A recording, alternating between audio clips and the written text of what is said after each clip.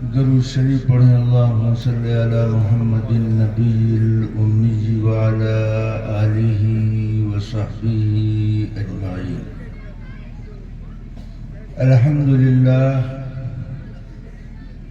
الحمدللہ رب العالمین والصلاة والسلام علی اشرف الانبیاء والمرسلین وعلى آلہ واصحابہ اجمعین، اما بعد۔ عن ابن عباس رضی اللہ تعالی عنہ قال: ما ظهر الغلول في قوم إلا ألقى الله في قلوبهم الرعب،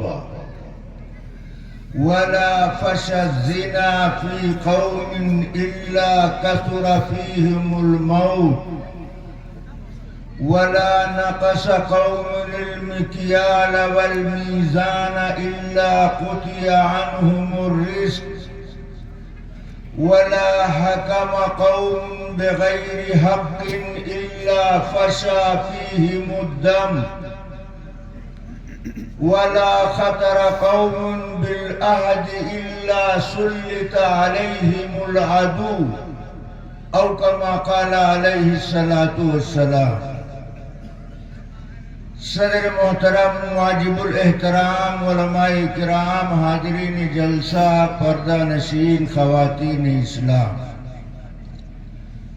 اللہ تعالیٰ کی مہربانی، اس کا احسان اور کرم ہے۔ آج کا یہ عظیم الشان اجلاس جو اس ادارے کی جانب سے دستار بندی کے عنوان پر منعقد کیا گیا، آج اس کی یہ پہلی نشست ہے۔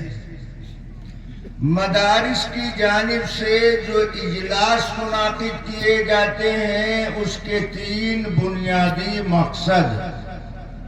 پہلا مقصد، مدرسے میں پڑھنے والے طلباء، علم حاصل کرنے والے مہمان رسول اللہ صلی اللہ علیہ وسلم کی کارکردگی سے عوام کو واقف کرایا جائے کہ مدرسہ اپنے مقصد میں کس قدر مصروف اور مشغول ہے۔ اجلاس کرنے کا دوسرا مقصد یہ ہوتا ہے کہ مدرسے کا تعاون کرنے والے، چندہ دینے والے اپنی آنکھوں سے اپنے پیسے کا نتیجہ دیکھیں کہ واقعی مدرسہ اپنا کام کر رہا ہے، ہماری رقم مصرف میں استعمال کی جا رہی یا ذاتی خرچ میں استعمال کیا جا رہا۔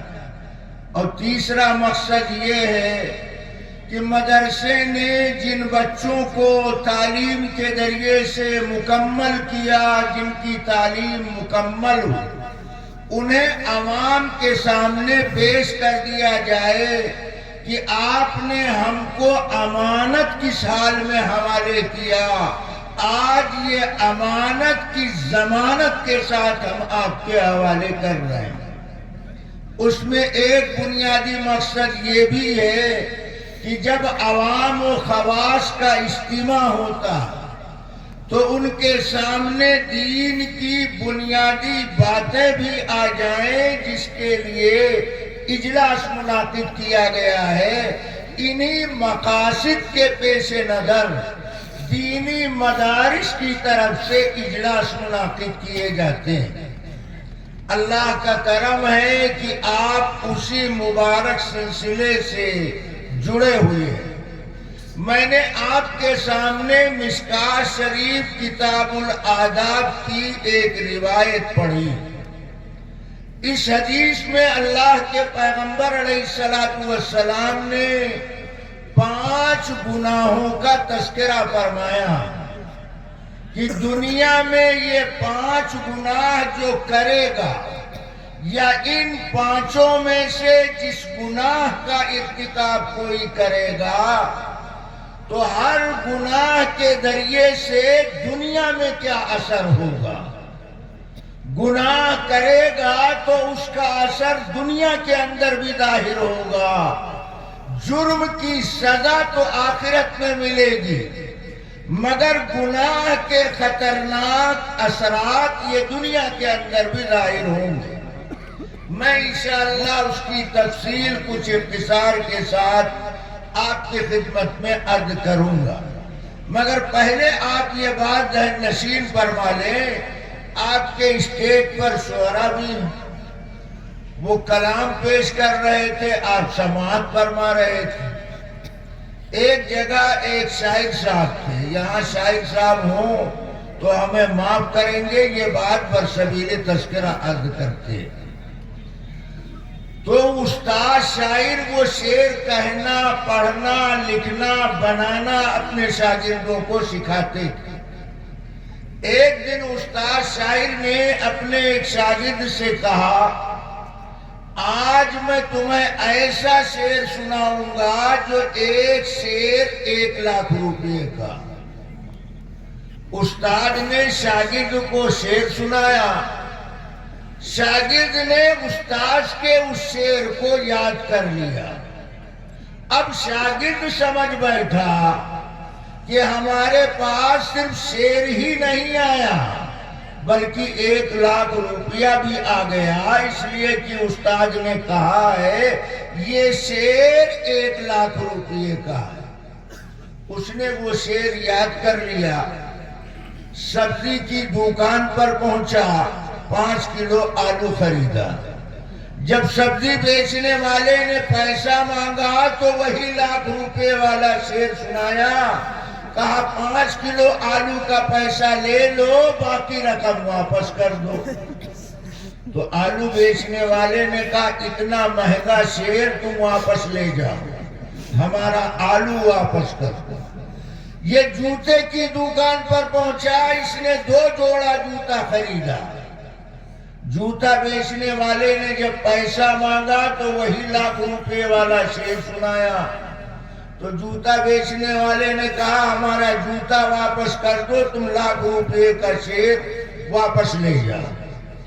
اب یہ اپنے استاد کے پاس پہنچا، کہنے لگا حضرت آج پتہ چلا کہ آپ جھوٹ بھی بولتے. کہا کیا ہوا؟ کہا آپ نے کہا تھا یہ شعر 1,00,000 روپے کا. اس 1,00,000 روپے والے شعر سے تو 5 کلو آلو نہیں ملتا، 2 جوڑا جوتا نہیں ملتا. آپ کہتے ہیں یہ شعر 1,00,000 روپے کا ہے. تو استاد سمجھ گیا کہ یہ احمق آدمی. استاد نے کہا اگر شعر کی قیمت کا تم اندازہ کرنا چاہتے ہو تو تمہیں شعراء کی محفل میں جانا پڑے گا، ادبا کی مجلس میں جانا پڑے گا، صاحب کلام سے ملنا پڑے گا، مالک زبان سے ملنا پڑے گا. زبان والا زبان کی قیمت جانتا ہے، کلام والا کلام کی قیمت جانتا ہے، شعر سمجھنے والا شعر کی قیمت جانتا ہے، سبزی بیچنے والا سبزی کی قیمت جانتا ہے، جوتا بیچنے والا جوتے کی قیمت جانتا ہے. جس طرح لوہا منڈی میں ملتا، کپڑا منڈی میں ملتا، چمڑا منڈی میں ملتا، لکڑا منڈی میں ملتا، اسی طرح دین کی بات دین جاننے والوں کے پاس ملے، قرآن کی بات قرآن جاننے والوں کے پاس ملے. دنیا داروں کے پاس دنیا کی چیزیں مل سکتی، دین داروں کے پاس دین کی باتیں معلوم ہوں گی. جس طرح دنیاوی چیزوں کی تلاش کے لیے ہم دنیا کی منڈیوں کا پتہ لگاتے ہیں، اسی طرح ہمیں دین کی معلومات اور تحصیل کے لیے ہمیں دینی منڈیوں کا پتہ لگانا چاہیے. جس طرح جھولا چھاپ ڈاکٹر سے آپ بڑی بیماری کا علاج پسند نہیں کرتے ہیں تو جھولا چھاپ مولوی سے شریعت کا مسئلہ کیسے معلوم کر رہے ہیں. جس مولوی کا علمی حسب و نسب محفوظ نہ ہو، جو کسی معتبر ادارے سے تعلق نہ رکھتا ہو، جس کا علمی کوئی سلسلہ نہ ہو، ایسے لوگوں سے اگر دین سمجھنے کی کوشش کرو گے، ایسے لوگوں کے بتائے ہوئے طریقے پر عمل کرو گے تو تمہارے دین کا کباڑا ہو جائے گا، تمہارا اسلام تم سے سلام کر بیٹھے گا۔ اس لیے ہمیشہ دین کی بات دین جاننے والے سے پوچھنا چاہیے، اسلام کی بات اسلام جاننے والے سے پوچھنا چاہیے۔ جو آدمی راستے پر چلنے کی طاقت نہ رکھتا ہو، یعنی اندھا نابینا، اب اندھے سے آپ راستہ معلوم کرو گے تو کہاں منزل ملنے والی؟ آج کا جو ماحول ہے، مریض ڈاکٹر کو دوا بتا رہا، مریض ڈاکٹر کو دوا بتا رہا، جس کے زیر علاج تھا وہ مریض ڈاکٹر کا مسیحا بننا چاہتا۔ آج کے دور میں انجینئر صاحب دین سمجھانے نکلے، ڈاکٹر صاحب قرآن کی تفسیر کرنے نکلے، حاجی صاحب حج کا مسئلہ بتانے نکلے، نمازی صاحب نماز کا مسئلہ بتانے نکلے ہیں۔ ایسے لوگوں کی بات پر اگر عمل کرو گے تو تمہارے دین کا کباڑا ہو جائے گا۔ اس لیے بہت سمجھداری سے، سوجھ بوجھ سے کام لینے کی ضرورت۔ حافظ قرآن حفظ کلام اللہ کی طاقت کو جانتا، اور جس کی 14 نسلوں میں کوئی حافظ قرآن نہ بنا، وہ حافظ قرآن کا مقام کیا جانے گا؟ جس کے باپ دادا نے مکتب کا منہ نہ دیکھا، وہ دینی تعلیم کی اہمیت کا احساس کیسے کرے گا؟ اس لیے ہماری بات سمجھنے کی کوشش کرو۔ میں کہنا کیا چاہتا ہوں، بات آپ کی سمجھ میں آ رہی؟ کون کون سمجھ رہا؟ ذرا ہاتھ اٹھاؤ، ہمیں پتہ بھی چلنا چاہیے کہ واقعی آپ بات سمجھنا چاہتے ہیں۔ سمجھنے کے لیے آپ جمع تو بالکل دھیان یکسوئی کے ساتھ بیٹھو۔ میں اس حدیث کا خلاصہ اس طرح آپ کے سامنے بیان کروں گا، انشاءاللہ آپ میں سے ہر ایک کی سمجھ میں بات آئے۔ اس حدیث کے راوی ہیں حضرت عبداللہ ابن عباس رضی اللہ تعالیٰ عنہ۔ یہ عبداللہ ابن عباس یہ حضرت عباس کے بیٹے، اور حضرت عباس یہ اللہ کے نبی کے چچا، ان کے لڑکے ہیں عبداللہ، ان کا نام ہے عبداللہ ابن عباس کے نام سے یہ مشہور۔ حضور صلی اللہ علیہ وسلم کی ہجرت فرمانے سے 3 سال قبل مدینہ میں ان کی پیدائش ہوئی۔ جب یہ پیدا ہوئے تو ان کی ماں نے ان کو نبی کی خدمت میں پیش کیا دعا کے لیے، تو اللہ کے نبی نے اپنا لعاب مبارک نکال کر عبداللہ ابن عباس کے منہ میں رکھا۔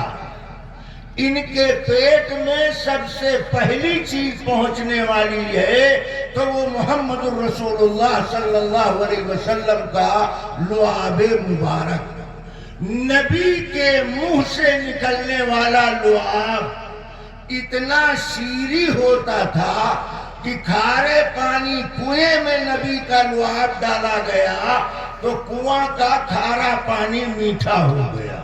وہی لعاب عبداللہ ابن عباس کے پیٹ میں ڈالا گیا، سب سے پہلے ان کے پیٹ میں پہنچنے والی چیز اللہ کے نبی کا لعاب۔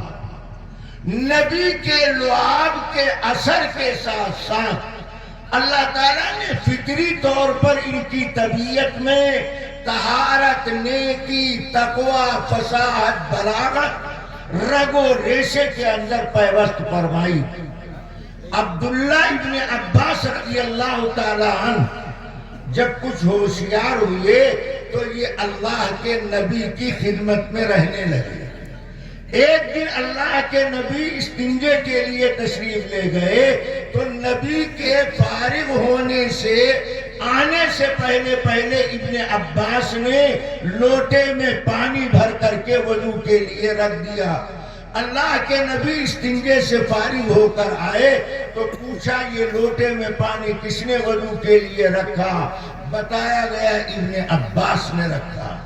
تو اللہ کے نبی نے ابن عباس کی سمجھداری پر ان کے لیے 2 دعا فرمائی۔ پہلی دعا اللہم علمہ الکتاب وفقہہ فی الدین، اے اللہ ابن عباس کو کتاب کا علم عطا فرما اور ابن عباس کو دین کی سمجھ عطا فرما۔ اللہ کے نبی کی دونوں دعا قبول ہوئی۔ ابن عباس اپنے زمانے میں امام المفسرین کہلائے۔ تفسیر کے باب میں ابن عباس کی رائے کی بڑی اہمیت ہوتی۔ یہ نبی سے 1660 حدیثیں نقل کرنے والے، ابن عباس اکیلے 1660 حدیثیں حضرت محمد رسول اللہ صلی اللہ علیہ وسلم کی بیان کرتے ہیں۔ ان 1660 حدیثوں میں سے یہ حدیث بھی ہے جو میں نے آپ کے سامنے پڑھی ہے، اس کے بیان کرنے والے عبداللہ ابن عباس۔ اللہ کے نبی کا جب وصال ہو گیا تو ابن عباس بڑے بڑے صحابہ کے پاس علم حاصل کرنے کے لیے گئے۔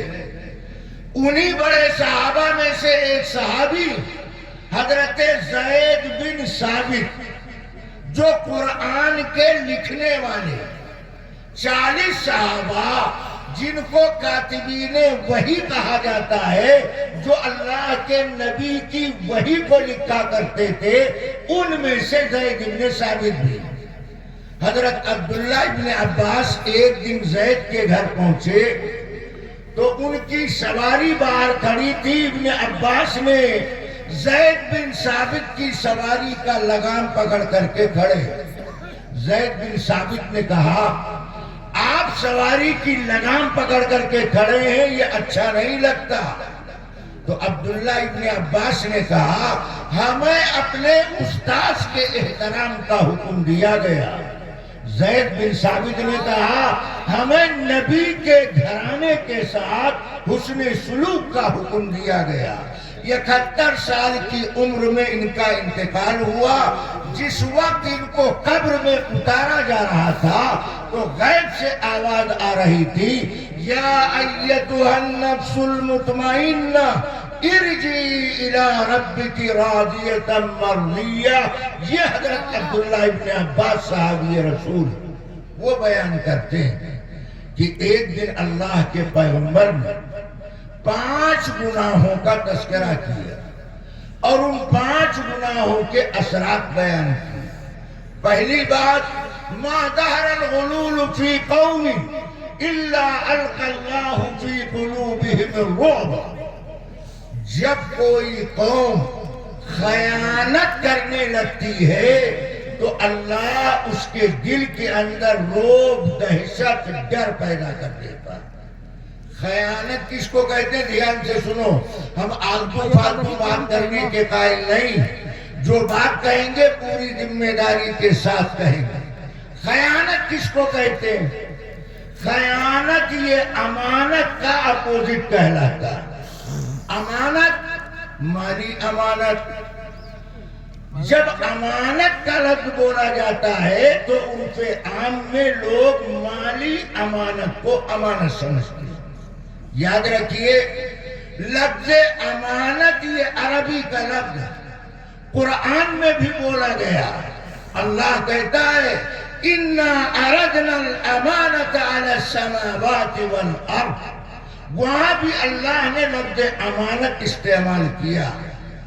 عربی میں امانت کے لفظ کا مفہوم بہت وسیع۔ یہ لفظ امانت صرف مالی امانت کے لیے استعمال نہیں کیا جاتا، بلکہ عربی میں امانت کا لفظ یہ زندگی کے معنی میں بھی استعمال کیا جاتا۔ امانت زندگی کے لیے بھی بولا جاتا۔ کیا مطلب؟ اللہ نے جو یہ زندگی ہم کو آپ کو عطا فرمائی ہے یہ اللہ کی امانت ہے۔ امانت میں خیانت کرنے کا پاور کسی کو نہیں.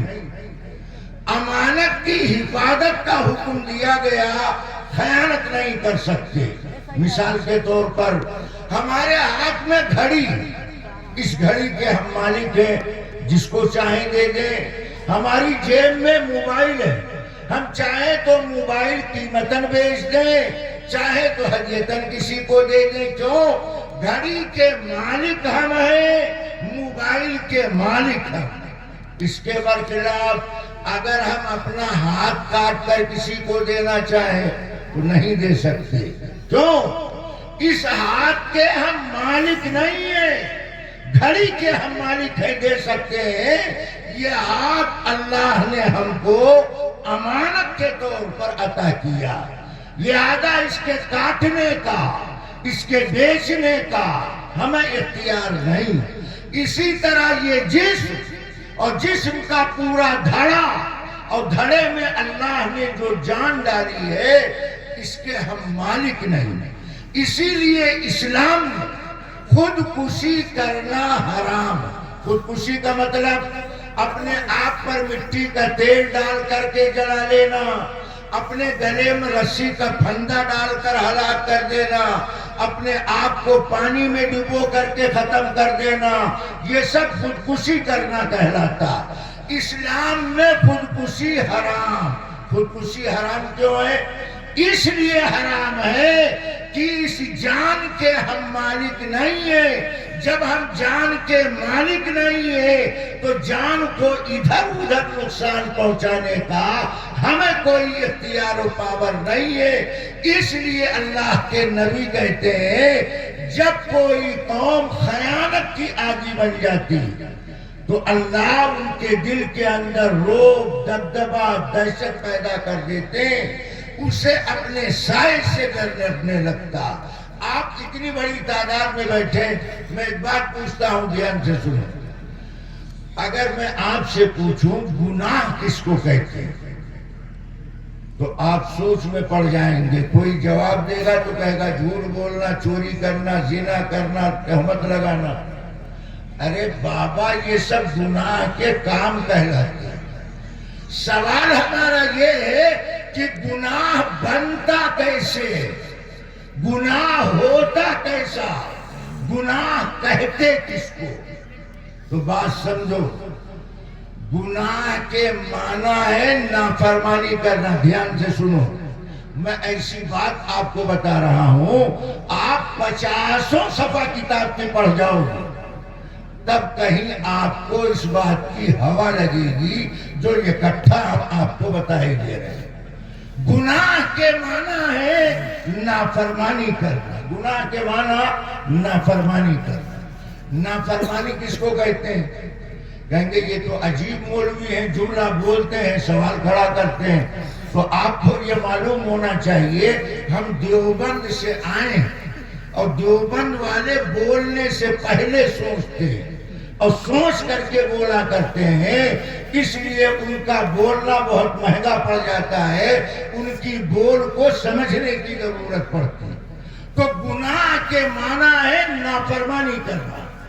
نافرمانی کس کو کہتے ہیں؟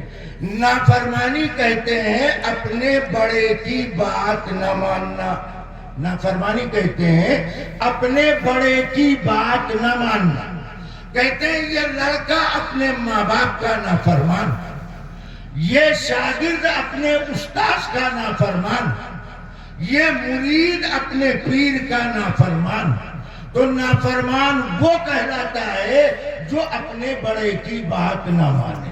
جیسے لڑکا باپ کی بات نہ مانے، شاگرد استاد کی بات نہ مانے، مرید پیر کی بات نہ مانے، تو اس کو نافرمان کہیں. سب سے بڑی ذات ہے اللہ، سب سے بڑی ذات اللہ. اور اللہ کی مخلوقات میں سب سے بڑی ذات ہے محمد رسول اللہ صلی اللہ علیہ وسلم. تو جو آدمی اللہ کی بات نہ مانے اور جو آدمی رسول اللہ کی بات نہ مانے وہ ہے گناہ کرنے والا، وہ ہے نافرمانی کرنے والا. اللہ کی بات نہ ماننا رسول کی بات نہ ماننا یہ گناہ کہلاتا ہے۔ اب ہم آپ اپنی زندگی کا محاسبہ کر لیں کہ کتنا ہم اللہ کی بات مانتے ہیں اور کتنا ہم محمد الرسول اللہ صلی اللہ علیہ وسلم کی بات مانتے ہیں۔ جتنا جو مانتا ہے اتنا ہی وہ اللہ کا فرما بردار ہے، اور جتنا جو اللہ رسول کی نہیں مانتا ہے وہ اللہ رسول کا نافرمان گناہ کرنے والا۔ اب دوسرا سوال سنو، ایمان والا ہوگا، مسلمان ہوگا، مرد ہو یا عورت، جوان ہو یا بوڑھا، یہ گناہ کا کام کرتے کیوں؟ گناہ کا کام کیوں کرتے ہیں؟ تو سمجھو، گناہ میں تھوڑی دیر کے لیے انسان کو لذت ملتی، اور لذت والی چیز انسان کر گزرتا۔ کوئی گناہ کا کام ایسا نہیں ہے جس میں لذت مزہ نہ آتا۔ بوڑھا آدمی ہو گیا ہے مگر نظر اس کی خراب ہے، وہ لڑکیوں کو جھانکنے تاکنے سے رکتا نہیں، کیوں؟ دیکھنے میں اس کو لذت ملتی، گانا سننے میں کان کو لذت ملتی، اس لیے گانا سنتا ہے۔ تو گناہ کے کام میں انسان کو تھوڑی سی لذت ملتی، مگر وہ لذت صحت کی علامت نہیں، وہ لذت بیماری کی علامت ہے۔ میں مثال کے ذریعے سمجھاتا ہوں، جیسے خارش کا مریض، کھجلی کا مریض، خارش کے مریض کو کھجانا اچھا لگتا ہے، کھجلی کے مریض کو کھجلانا اچھا لگتا ہے، اور کھجانے میں مزہ آتا ہے، اور وہ یہ جانتا بھی ہے کہ ہم خارش کے مریض ہیں، اگر ہم کھجائیں گے تو کھجلانے کی جگہ پر جلن ہوگی، تیزابیت ہوگی، مگر اس کے باوجود کھجاتا ہے، جو جب تک کھجلاتا رہتا ہے اس کو لذت ملتی رہتی ہے۔ تو جیسے خارش کا مریض جاننے کے باوجود کھجانے میں اس کو لذت ملتی ہے، جانتا ہے اس سے جلن تیزابیت پیدا ہوگی، مگر وقتی لذت کے لیے وہ اپنے زخم کو تازہ کرنے لگتا۔ یہی حال ہر گناہ کا۔ کوئی گناہ ایسا نہیں جس کے اندر اللہ نے اثر نہ رکھا، وقتی طور پر لذت ملتی ہے مگر انجام اس کا برا، انجام اس کا برا۔ اسی لیے عبداللہ ابن عباس سے سوال کیا گیا کہ دنیا میں ایک آدمی وہ ہے، دھیان سے سنو، ابن عباس سے پوچھا گیا ایک آدمی دنیا میں وہ ہے جو فرض واجب ادا کرتا ہے، سنت پڑھتا ہے، مگر نوافل اوابین اوراد کا اہتمام نہیں کرتا، اور دوسرا آدمی وہ ہے جو فرائض واجبات کے ساتھ نوافل کا ذکر و اذکار کا اہتمام کرتا۔ مگر ان دونوں میں فرق یہ ہے کہ جو آدمی فرائض واجبات سنت ادا کرتا، نوافل زیادہ نہیں پڑھتا، وہ آدمی گناہ بھی نہیں کرتا ہے، گناہ سے بچنے کا اہتمام کرتا۔ اور یہ آدمی جو فرائض واجبات کے ساتھ نوافل مستحبات ذکر و اذکار تہجد اوابین بھی پڑھتا ہے، گناہ کے کام بھی زیادہ کرتا ہے۔ ان دونوں آدمیوں میں نیک کون ہے؟ یہ نیکی کرنے والا، گناہ کرنے والا یہ نیک ہے، یا فرائض واجبات ادا کر کے نوافل کا اہتمام نہ کرنے والا مگر گناہ سے بچنے والا؟ یہ آدمی آپ کی نظر میں اچھا؟ پوچھا گیا قلیل العمل و قلیل الذنوب کثیر العمل و کثیر الذنوب اعجب الی۔ ابن عباس بتائیے ان دونوں میں اچھا آدمی کون؟ تو حضرت عبداللہ ابن عباس کہتے ہیں میری نظر میں گناہ سے بچنے والا اس سے بڑھ کر کے کوئی نیک نہیں۔ سب سے بڑی نیکی کی بات ہے کہ آدمی گناہ سے بچنے کا اہتمام کرے۔ کیوں؟ گناہ زہر کی طرح ہے، گناہ زہر کی طرح، اور نوافل یہ ٹانک کی طرح۔ جیسے ٹانک پینے سے طاقت مگر زہر کھاؤ تو ہلاکت۔ ایسے نفلی عبادت کرو تو اس سے ثواب تو ملے گا، مگر گناہ کرتے رہو گے تو گناہ کے راستے سے وہ نیکیاں ضائع اور برباد ہو جائیں گی۔ اس لیے سب سے زیادہ ضروری ہے کہ ہر آدمی اپنے آپ کو گناہ سے بچانے کی کوشش کرے، اپنے آپ کو گناہ سے دور رکھنے کی کوشش کرے۔ آج کے دور میں گناہ کا اثر، ہر گاؤں میں یہ خبر، ہر علاقے میں یہ خبر کہ لڑکی غیر کے ہاتھ میں ہاتھ ڈال کر جا رہی ہے، لڑکی غیر کے ہاتھ میں ہاتھ ڈال کر کے جا رہی ہے۔ یہ واقعات کیوں پیش آ رہے ہیں؟ اس لیے کہ مرد عورت کو الگ الگ رہنے کا حکم دیا گیا تھا، ہم نے ساتھ میں رہنا شروع کیا۔ مرد عورت کے اختلاط نے آج اس کو مجبور کر دیا کہ غیر کے لڑکے کے ہاتھ میں لڑکی ہاتھ ڈال کر کے غیر کے گھر جا رہی ہے۔ گناہ سے روک تھام نہ کرنے کا نتیجہ کہ جس گھر سے ایک اللہ کی بات ہونی چاہیے اس گھر میں آج ارتداد داخل ہو رہا ہے، جس گھر میں ایمان کی بات ہونی چاہیے اس گھر میں آج کفر داخل ہو رہا ہے۔ یہ گناہ سے نہ بچنے کا اثر۔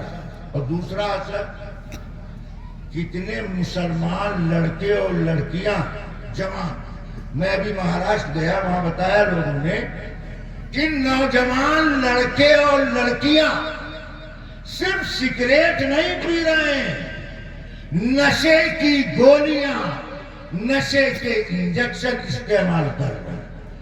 جس قوم کا نوجوان نشے کا عادی ہو جائے، منشیات کا عادی ہو جائے، وہ زندہ قوم نہیں ہے، وہ مردہ قوم۔ جس قوم کے نوجوان نشیلے ہو جائیں، نشے کے عادی بن جائیں، صرف ان کے لیے مالی بربادی کا سامان نہیں ہے، ان کی زندگی کا بھی سودا اس لعنت کی وجہ سے ہو جاتا۔ اس لیے گناہ سے بچنے کی کوشش کرو، اس لیے کہ بعض گناہ، دھیان سے سنو، میں نئی بات بتا رہا ہوں، بعض گناہ ایسے ہیں جس پر اللہ رسول کی لعنت برستی۔ وہ کون سا گناہ جس پر اللہ رسول کی لعنت برستی؟ وَلَعْنَ آخِرُ هَذِهِ الْأُمَّةِ أَوَّلًا، بعد کے لوگ امت کے نیک لوگوں کو برا بھلا کہیں گے، صحابہ کی برائی کریں گے، اولیاء کی برائی کریں گے، علماء کی برائی کریں گے، ائمہ کی برائی کریں گے۔ یہ گناہ ایسا خطرناک گناہ ہے کہ اس گناہ کے مرتکب پر اللہ کی لعنت برستی ہے، اللہ کے پیغمبر کی لعنت برستی ہے۔ سود کھانا ایسا گناہ ہے اس پر اللہ کی لعنت برستی۔ شراب پینا ایسا گناہ ہے کہ اس شراب کے عادی کو اللہ کے نبی نے فرمایا شارب الخمر کعابد اللات والعزى، شراب پینے والا ایسا ہے جیسے لات و عزیٰ کی پوجا کرنے والا، غیر خدا کی پوجا کرنے والا، ایسا خطرناک گناہ۔ لہذا ابن عباس کہتے ہیں کہ اللہ کے نبی نے 5 گناہوں کو شمار کر کے بتایا اور ان کے خطرناک اثرات بتائے۔ زہر میں اثر مانتے ہو، آگ میں اثر مانتے ہو، برف میں اثر مانتے ہو، لیمو میں اثر مانتے ہو، شہد میں اثر مانتے ہو، اور گناہ میں اثر سمجھ میں نہیں آتا کہ گناہ میں بھی اثر اللہ نے رکھا ہے۔ اس کا جب ارتکاب کرے گا تو گناہ کا اثر دنیاوی بھی پڑتا ہے، اخروی بھی پڑتا، جسمانی بھی پڑتا، روحانی بھی پڑتا۔ میں ہر ایک کی مثال دیے دیتا ہوں۔ گناہ کا اثر دنیا میں، بارش کا رک جانا یہ گناہ کی وجہ سے، مہنگائی کا بڑھ جانا یہ گناہ کی وجہ سے، اولاد کا نافرمان ہونا یہ گناہ کی وجہ سے، یہ دنیا میں اثر ہے۔ اور عقبہ میں آخرت میں ایسے مجرموں کو سزا دی جائے۔ جسمانی نقصان یہ کہ گناہ کرنے والے کے چہرے پر رونق نہیں رہتی، گناہ کرنے والے کا چہرہ پژمردہ مرجھایا ہوا خوف زدہ ہوا کرتا، گناہ کے عادی آدمی کے کمائی میں برکت نہیں ہوتی، ایسا آدمی مہلک بیماریوں کے حوالے ہو جاتا ہے۔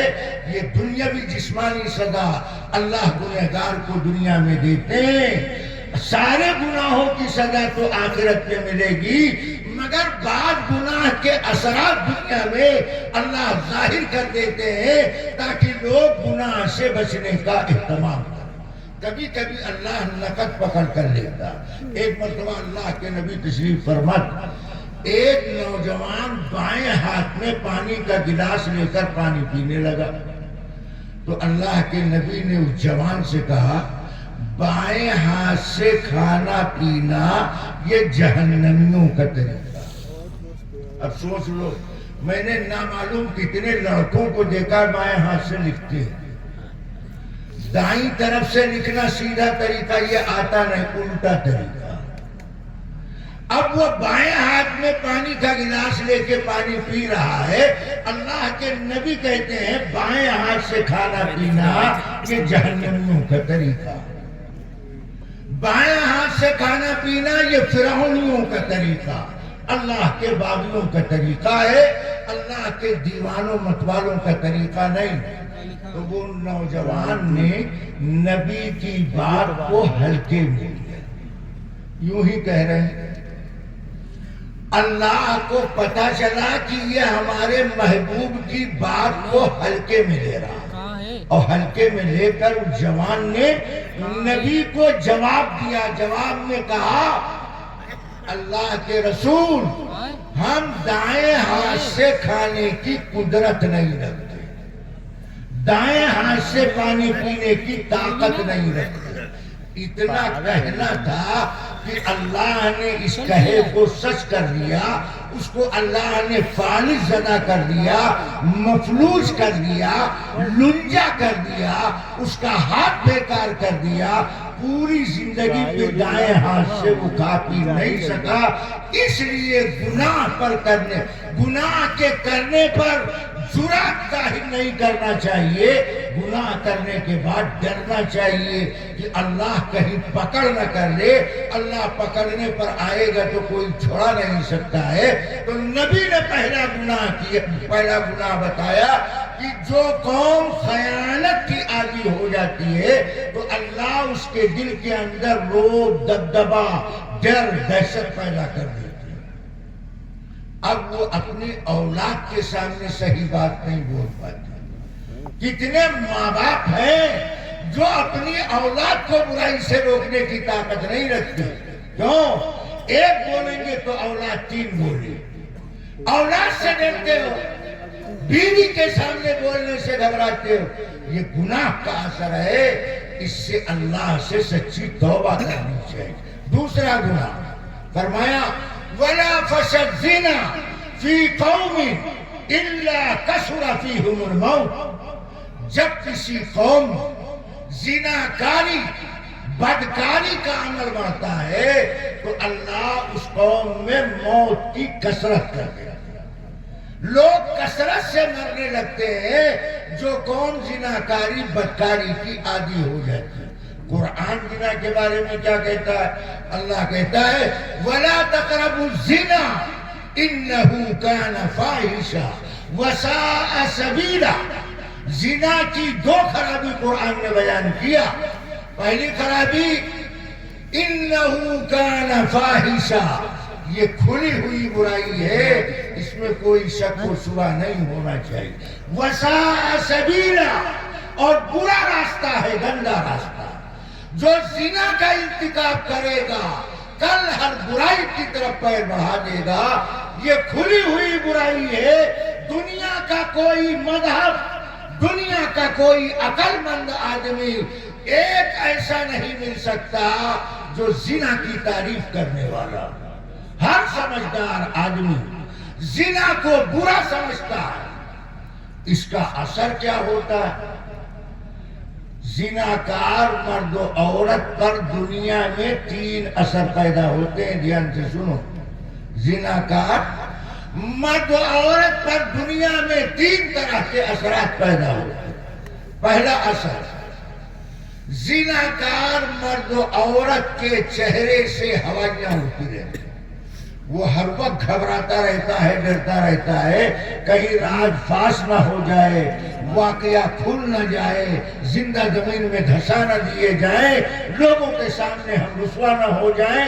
اس ڈر سے اس کے چہرے پر ہوائیاں اڑتی رہتی ہیں. وہ لڑکا ہو یا لڑکی، ہر ایک گھبراہٹ میں مبتلا رہتا ہے کہ کہیں یہ راز فاش نہ ہو جائے.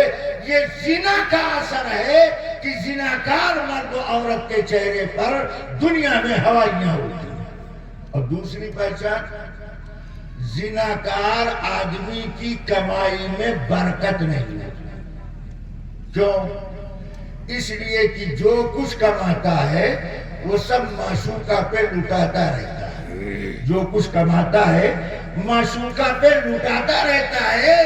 اس لیے اس کی کمائی میں برکت نہیں ہوتی ہے. ہمیشہ مفلس و کلاس بھیک مانگتا گھومتا رہتا ہے، قرض پر قرض اٹھاتا رہتا ہے، گلی محلے میں ذلیل ہوتا رہتا ہے، بے برکتی کا شکار ہو جاتا ہے. اور اس برائی کا دنیا میں تیسرا اثر، ایسے آدمی کی عمر کم کر دی جاتی ہے. عمر کم کرنے کا مطلب کیا؟ دھیان سے سنیں. قصر العمر کا مطلب عمر گھٹا دینا نہیں کہ 60 سال کا تھا 40 سال میں مر جائے گا، یہ مطلب نہیں.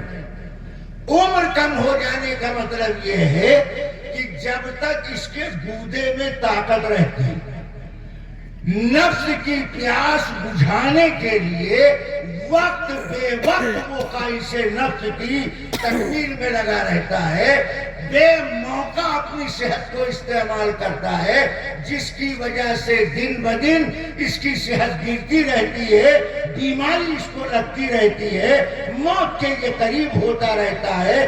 بے اعتدالی اور بیجا استعمال کی وجہ سے اس کی صحت برباد ہوتی ہے اور یہ موت کے قریب ہوتا رہتا ہے. یہ دنیا میں تیسرا اور اخروی اعتبار سے بڑا بھیانک اثر ہوتا ہے. زناکار مرد و عورت کے لیے زمین و آسمان کی، دھیان سے سنو، زناکار مرد و عورت کے لیے زمین و آسمان کی تمام مخلوق بد دعا کرتی ہے، اللہ ان منحوسوں کو اٹھا لے. یہ منحوس تیرے عذاب کی دعوت دینے والی. زمین و آسمان کی تمام مخلوق زناکار مرد و عورت کے لیے بد دعا کرتے رہتے ہیں. یہ گناہ ایسا ہے کہ اس کی وجہ سے امت میں موت کی کثرت ہوتی رہتی ہے، موت کی کثرت سے واقعات ہوتے رہتے ہیں. وجہ دھیان سے سنو، اللہ نے نسل انسانی کی بقا تحفظ کے لیے پاکیزہ طریقہ نکاح کا بتایا. نکاح یہ پاکیزہ طریقہ ہے نسل انسانی کی بقا اور تحفظ کے لیے. ہم نے اللہ کا بتایا ہوا پاکیزہ طریقہ چھوڑ کر جانوروں کا راستہ ہم نے اختیار کیا. یہ طریقہ جانوروں کا طریقہ ہے، انسان سمجھدار کا طریقہ نہیں ہے. اس لیے نبی نے دوسرے گناہ کے اثر میں فرمایا کہ موت کی کثرت ہو جائے گی. تیسرا گناہ، وَإِذَا نَقَصَ قَوْمٌ الْمِكْيَالَ وَالْمِيزَانَ إِلَّا قُطِعَ عَنْهُمُ الرِّزْقُ. جب کوئی قوم ناپ تول میں کمی کرنے لگتی ہے، ڈنڈی مارنے لگتی ہے، جب کوئی قوم ناپ تول میں کمی کرتی ہے تو اللہ ان کی روزی گھٹا دیتا ہے. یہ ذرا سمجھو حدیث کو. ناپ تول میں کمی کا جملہ قرآن میں کب اور کہاں استعمال کیا گیا؟ عام طور پر اہل علم ناپ تول کی کمی کے لیے تخفیف کا جملہ استعمال کرتے ہیں. سورہ مطففین کی تفسیر کرتے ہوئے حضرت عبداللہ ابن عباس رضی اللہ تعالیٰ عنہ نے بیان کیا کہ ناپ تول میں کمی کرنا یہی ڈنڈی مارنا نہیں ہے، بلکہ نماز میں رکوع سجدہ سنت کے مطابق نہ کرنا یہ نماز میں ڈنڈی مارنے کے حکم ہے۔ جس امت کو سامان کے وزن کرنے میں ڈنڈی مارنے کی اجازت نہ دی گئی، وہ اللہ کے گھر میں اللہ کی عبادت میں ڈنڈی مارے، رکوع سجدہ سنت کے خلاف کرے، اس کو ڈنڈی مارنے والا نہیں کہا جائے گا، وہ بھی ڈنڈی مارنے والے کے ہوتے۔ اسی طرح دودھ کا کاروبار کرنے والے لوگ دودھ میں پانی ملا کر بیچتے ہیں، یہ بھی ڈنڈی مارنے کے حکم میں۔ دودھ میں پانی ملا کر اگر اتنا ہی رہے تو کچھ تو غنیمت، لوگ پانی میں دودھ ملا کر سپلائی کرنے کا ارادہ رکھتے ہیں، اتنا ڈنڈی مارنے کے لیے تیار۔ دواؤں میں ملاوٹ کر کے بیچنا، جو لوگ دوائیں ملاوٹ کے ساتھ بیچتے ہیں وہ بھی ڈنڈی مارنے والوں کے حکم میں۔ یہ بھی ڈنڈی مارنے کے حکم میں ہمیں حکم کیا دیا گیا، کسب الحلال فریضۃ بعد الفریضہ، حلال کمائی کرنا فرض ہے یہ فرائض کے بعد۔ نبی کی حدیث کا مطلب کیا ہے؟ 5 نمازوں کی فرضیت کے بعد حلال کمائی کرنا یہ فرض ہے۔ ڈاکٹر لوگ دھوکے میں رہتے ہیں، وہ مطلب میں 3 وقت کی نماز پڑھ لیتے ہیں، مسجد میں نہیں جاتے۔ ان سے کہو جماعت سے نماز پڑھنے میں ثواب زیادہ، تو ڈاکٹر صاحب ہم کو سمجھاتے ہیں، کہتے ہیں بندوں کی خدمت کرنا، خدمت خلق کرنا، یہ بھی تو بہت بڑا دین ہے۔ بے شک یہ دین ہے، مگر اللہ کے حق میں ڈنڈی مارنا، اللہ کے گھر کے حق میں ڈنڈی مارنا یہ دین نہیں۔ کیا کہا؟ 5 فرض نمازوں کے بعد حلال کمانا فرض ہے۔ معلوم کیا ہوا؟ 5 نمازوں کی فرضیت پہلے، حلال کمانے کی فرضیت بعد میں۔ کسب الحلال فریضۃ بعد الفریضہ، یہ فریضۃ بعد الفریضہ نبی کی حدیث بتاتی ہے کہ بے شک حلال کمانا یہ فرض ہے، مگر اس کا درجہ 5 فرض نماز کے بعد۔ کمانے کے چکر میں اگر 5 فرض نماز کما رہا ہے تو وہ صحیح کام نہیں کر رہا۔ خدمت خلق کے نام پر 3 وقت کی جماعت کی نماز اڑائے پڑا مطلب میں اکیلے پڑھ رہا ہے، وہ فریضے میں ڈنڈی مارنے والا ہے، وہ فریضے میں ڈنڈی مارنے والا ہے۔ اور ڈنڈی مارنا صرف کپڑا ناپنے میں چوری کرنا، چمڑا ناپنے میں چوری کرنا، سبزی وزن کرنے میں چوری کرنا، یہی ڈنڈی مارنا نہیں کہلاتا ہے۔ بندوں کے حقوق ادا نہ کرنا یہ بھی ڈنڈی مارنے کے حکم ہے۔ دنیا میں یہ برائی ڈنڈی مارنے والی سب سے پہلے حضرت شعیب علیہ السلام کی قوم میں پیدا ہوئی۔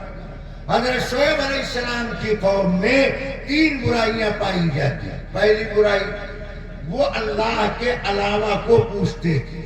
دوسری برائی، وہ لوگ تجارت کی منڈی میں ڈنڈی مارتے۔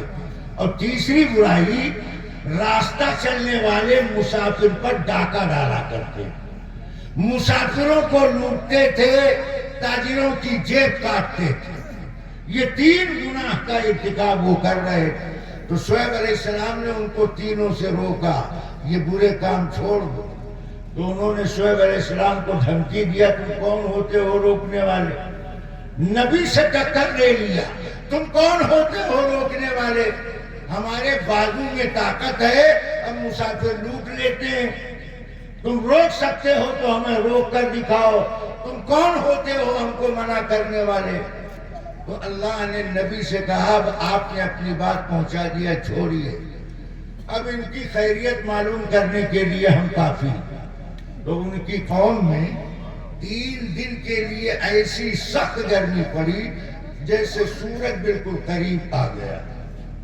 شعیب علیہ السلام کی قوم کی ساری آبادی سخت گرمی کی وجہ سے بے قرار بے چین گھر بار چھوڑ کے سب میدان میں جمع. 3 دن کے بعد ایک ہلکا سا بادل آیا تو بادل کے نیچے ٹھنڈی ہوا چلی تو ساری قوم اسی بادل کے نیچے جمع ہو گئی ٹھنڈی ہوا لینے کے لیے. اللہ نے شعیب علیہ السلام سے کہا آپ اپنے فرما بردار بھائیوں کو لے کر بندوں کو لے کر نکل جائے. وہ تو بستی سے نکلے.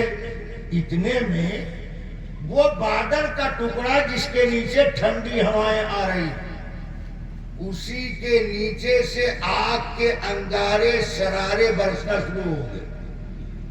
آگ کے شعلے شرارے انگارے آسمان سے آگ برس رہی. تھوڑی دیر میں شعیب علیہ السلام کی پوری قوم کو اللہ نے راکھ کر دیا.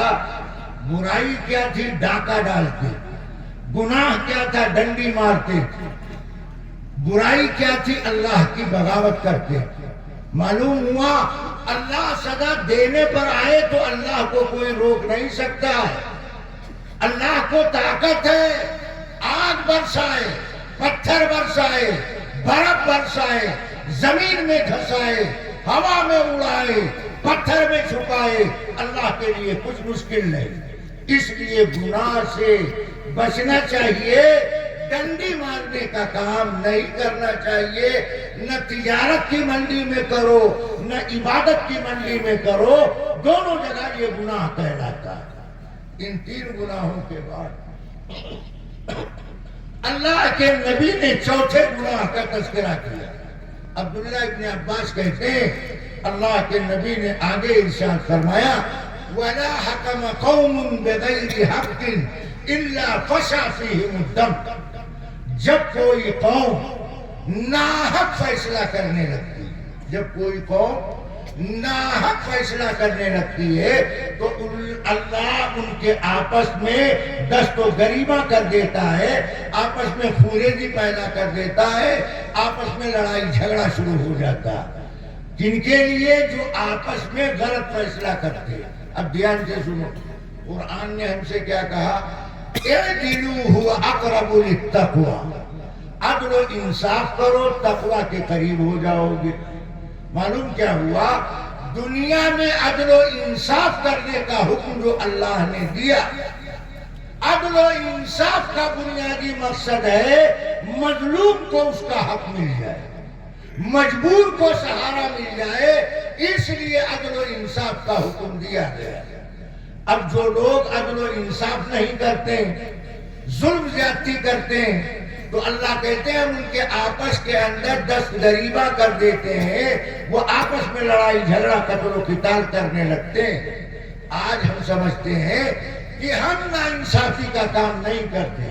میں بتائے دیتا ہوں کہ ہم کتنی بڑی ناانصافی کا کام کرتے ہیں.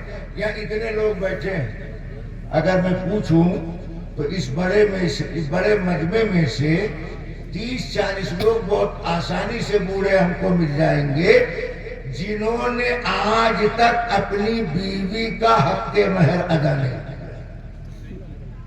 یہ حاجی بھی ہیں نمازی بھی. بتاؤ یہ اپنی بیوی کے ساتھ انصاف کر رہا. مہر یہ خالص عورت کا حق. شوہر بیوی کی اجازت کے بغیر اس کی رضامندی کے بغیر 1 روپیہ مہر کے رقم میں سے ادھر سے ادھر نہیں کر سکتا.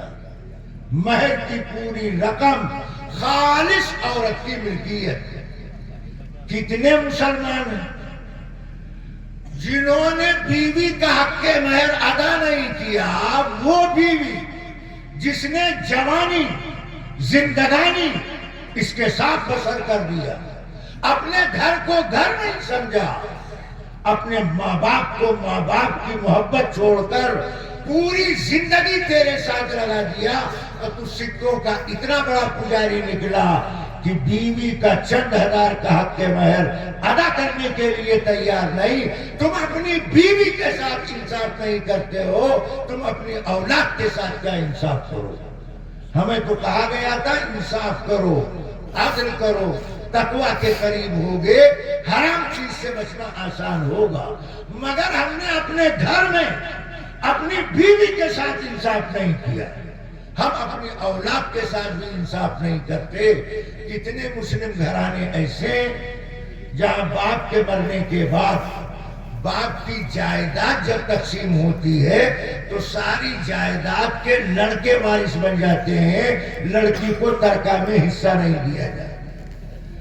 یہ بھائی کیسا ہے جس نے اپنے بہن کے ترکے کے حصے کو دبا رکھا، اور یہ باپ کیسا ہے جس کو معلوم ہے کہ میرے مرنے کے بعد میری اولاد لڑکی کو ترکہ میں حصہ نہیں دے گی، اس لڑکی کے حصے کو متعین نہیں کرتا۔ کیوں؟ اس لیے کہ اس بڈھے کو یہی نہیں معلوم ہے کہ ہمارا مال کون سا، اس کو یہی نہیں معلوم ہے کہ ہمارا مال کون سا ہے۔ آپ لوگ بیٹھے میں اگر پوچھوں تو اس مجمع میں سے 3 آدمی ہم کو ایسے نہیں ملیں گے جو اپنے مال کا پتہ ہمیں بتا دیں۔ میں دعوے سے کہتا ہوں آپ کو یہی نہیں معلوم ہے کہ ہمارا مال کون سا۔ آپ سے ہم پوچھتے ہیں آپ کا مال، تو آپ کہتے ہیں یہ دکان ہماری، یہ کمپنی ہماری، یہ مکان ہمارا، یہ کھیت ہمارا، یہ کھلیان ہمارا۔ میاں کس دھوکے میں پڑے ہو؟ یہ مکان تمہارا نہیں ہے، یہ کمپنی کے مالک تم نہیں، تمہارا مال کون سا ہے؟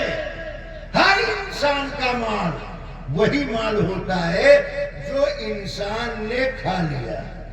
جس انسان نے جو کھا لیا اس نے اپنا مال استعمال کر لیا، جو کھایا وہ اس کا مال، اور جس نے جو پہن لیا وہ اس کا مال، جو کھا لیا وہ اس کا مال، جو پہن لیا وہ اس کا مال۔ اور تیسرا، جو اپنے ہاتھ سے اس نے اللہ کے راستے میں اللہ کو خوش کرنے کے لیے خرچ کر دیا، مدرسہ بنوا دیا، مسجد بنوا دیا، قرآن چھپوا دیا، مسجد میں چٹائی کا انتظام کر دیا، پیاسوں کے لیے پانی کا انتظام کر دیا، کسی بیوہ کے لیے مکان بنا دیا، جو اپنے ہاتھ سے خرچ کر دیا وہ اس کا مال، جو کھا لیا وہ اس کا مال، جو پہن لیا وہ اس کا مال، اور مر کر کے جو چھوڑ کے جا رہا ہے یہ تو اس کے وارثوں کا مال ہے، یہ تمہارا مال،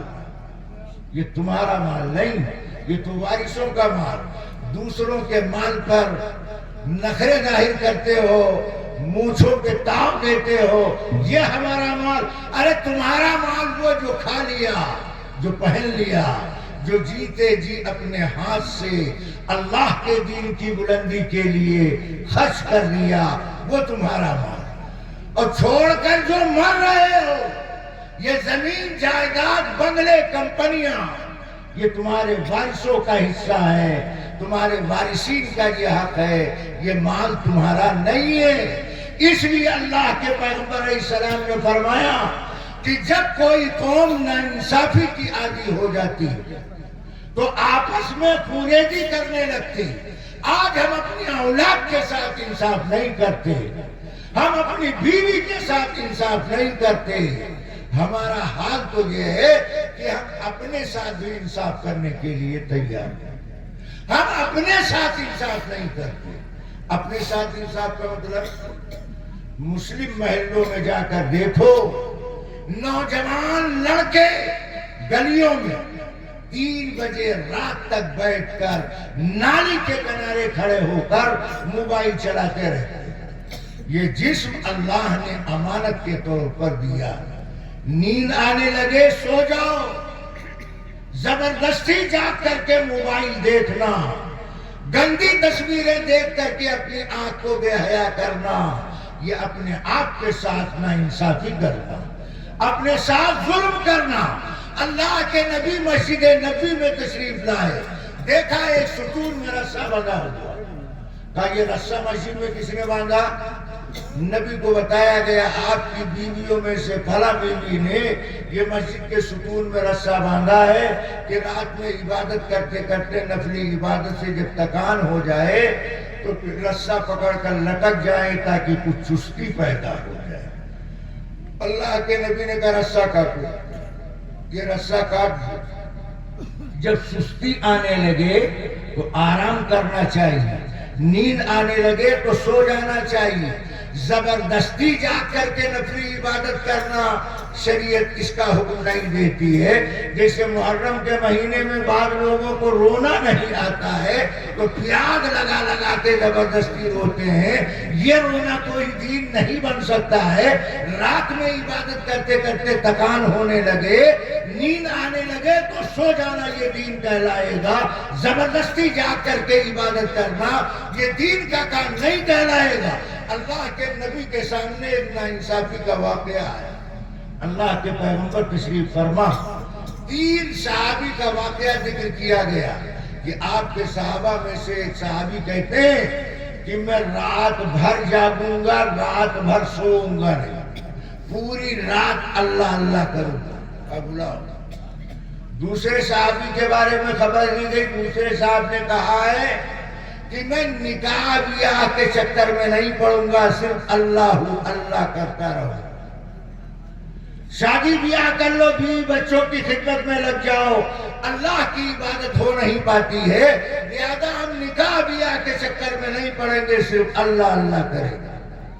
تیسرے صاحب نے ارادہ کیا کہ میں روزے پر روزہ رکھوں گا، کوئی دن بغیر روزے کے نہیں گزاروں گا۔ اب آپ سوچئے کتنا اونچا عمل، کتنا پختہ ارادہ ہے۔ پوری رات اللہ اللہ کرنا، بیوی بچوں کے چکر میں نہ پڑنا، ہر وقت اللہ کی یاد میں لگے رہنا، بغیر روزے کے دن نہ گزارنا، کتنی ہمت کی بات۔ اللہ کے نبی نے تینوں صحابی کو بلایا، ادھر آؤ، میں تمہارے لیے نبی بن کر آیا ہوں۔ کیا کہا؟ میں تمہارے لیے نبی بن کر آیا ہوں، میرا عمل تمہارے لیے نمونہ ہے، میرے طریقے پر عمل کرنے کا تمہیں پابند بنایا گیا ہے، اپنے طور پر عمل کا طریقہ متعین کرنے کا پاور اختیار نہیں دیا گیا۔ میں رات میں سوتا بھی ہوں اور رات میں اٹھ کر رب کے سامنے روتا بھی ہوں، میں روزے سے بھی رہتا ہوں، بغیر روزے کی بھی رہتا ہوں، میں بیوی بچوں کا بھی حق ادا کرتا ہوں اور اللہ کا بھی حق ادا کرتا ہوں۔ لہذا آپ تینوں آدمی اپنا ارادہ ترک کرو اور میرے طریقے پر عمل کرو۔ اور نبی کا طریقہ کیا ہے؟ جس میں اللہ رسول کا بھی حق ادا ہوتا ہے اور اللہ کے بندوں کا بھی حق ادا ہوتا ہے۔ صرف بندوں کا حق ادا کرتا ہے، اللہ رسول کے حق کی ادائیگی کی فکر نہیں کرتا۔ یہ اللہ رسول کا حق ادا کرتا ہے، بندوں کے حق کی ادائیگی کی فکر نہیں کرتا۔ ایسا آدمی نہ اسلام کو جانتا ہے نہ اسلام کے مزاج کو جانتا۔ اسی لیے اللہ کے پیغمبر نے ارشاد فرمایا کہ جب کوئی قوم ناحق فیصلہ کرنے لگتی ہے تو اللہ ان کے آپس میں خونریزی، جنگ و جدال پیدا کر دیتا ہے۔ اور 5واں آخری گناہ، حضرت عبداللہ ابن عباس کہتے ہیں نبی نے فرمایا وَلَا خَطَرَ قَوْمٌ بِالْعَهْدِ إِلَّا سُلِّطَ عَلَيْهِمُ الْعَدْوُ۔ جب کوئی قوم بد عہدی وعدہ خلافی کرنے لگتی، جب کوئی قوم بد عہدی وعدہ خلافی کرنے لگتی ہے تو اللہ ان پر دشمن مسلط کر دیتا ہے۔ بد عہدی، جو وعدہ کر لیا اس وعدہ کو پورا نہ کرنا، یہ وعدہ خلافی کہلاتا ہے۔ اور بد عہدی، کسی سے عہد و پیمان کیا، اس عہد و پیمان کو توڑ دینا، یہ وعدہ خلافی کے اندر عہد و پیمان کے توڑنے میں شامل۔ میں دونوں کی مثال دیتا ہوں، دھیان سے سنیں۔ یہ دونوں چیزیں ہمارے سماج میں بھری پڑی، وعدہ خلافی۔ ارے میاں، اس میں تو ہم اتنے آگے نکل گئے کہ جماعت والوں نے تشکیل کیا تو مسجد میں اٹھ اٹھ کے نام لکھایا، اور صبح جب امیر صاحب گئے غریب صاحب کو ڈھونڈنے کے لیے کہ جو نام لکھوائے ہیں وہ کہاں ہے غریب صاحب، تو وہ اندر بیٹھ کر بیٹے سے کہتے بیٹا جاؤ امیر صاحب سے کہہ دو ابا نہیں ہے۔ تو وہ بیٹا سچی بات آ کر بولتا ہے امیر صاحب ابا نے کہا ہے جا کے امیر صاحب سے کہہ دو ابا اندر نہیں ہے. ہم وعدے کے اتنے پکے ہیں، مسجد میں وعدہ کرتے ہیں صبح دین سیکھنے کے لیے جماعت میں جائیں گے، ہاتھ اٹھاتے ہیں، اور گھر میں آتے ہیں تو جھوٹ بولتے ہیں، اپنے بیٹے سے بھی جھوٹ بلواتے ہیں. یہ وعدہ خلافی کا عالم ہمارے گھر میں. آگے بڑھو. یہ تو ہوا وہاں نام دے کر کے وعدہ خلافی کر رہا ہے، اور اس مجمع میں ایسے لوگ بھی بیٹھے ہوں گے جنہوں نے لڑکے کی شادی طے کرنے پر 3 گھروں سے منگنی کی رقم وصول کر رکھی ہوگی. اس کے گھر میں بھی وعدہ کیا ہاں رشتہ آپ کی لڑکی سے، اس سے بھی رقم اینٹھ لیا. اس کے گھر میں وعدہ کیا تمہاری ہی لڑکی ہمیں پسند ہے. ان کے یہاں تو سوال ہی پیدا نہیں ہوتا، جن کی رقم ہضم کیے بیٹھا ہے کہتا وہاں رشتے کا تو سوال پیدا نہیں ہوتا. دوسرے گھر سے رقم اینٹھ لیا، ان کو بھی چکما دیا کہ آپ کی لڑکی سے رشتہ کرے. اب تیسرے گھر کو سونگتے پہنچا. ان سے کہا وہ 2 آدمی تو 2-2 لاکھ نقد دے رہے ہیں، میں نے تو رشتہ کیا نہیں، حالانکہ دونوں سے 1-1 لاکھ ہڑپ کر رکھا. اب اس کا ذہن بنا رہا ہے کہ ویسے تو ہم مانتے نہیں، مگر جانتے ہو آج کل کے بچے پڑھے لکھے ہیں، سمجھدار ہیں، اس کو معلوم ہے وہ لوگ بغیر مانگے 1-1 لاکھ روپیہ دے رہے ہیں. تو آپ تو سمجھدار ہیں. یہ تو اتنے سمجھدار ہیں کہ سامنے والا روڈ پہ جب اشارہ کرتا ہے تو یہ مٹھی بند کر کے مٹھی تھما دیتے ہیں. یہ تو بہت سمجھدار لوگ ہیں. تو اس سے اس نے 3 لاکھ روپیہ نقد وصول کیا. یہ دھندے مسلمانوں کے گھروں میں چل رہے ہیں. وعدہ منگنی کرنا یہ وعدہ کے درجے میں داخل. کسی کو زبان دے دیا، اس سے مڑ جانا، مکر جانا، منحرف ہو جانا، یہ ایمان والے کا طریقہ نہیں.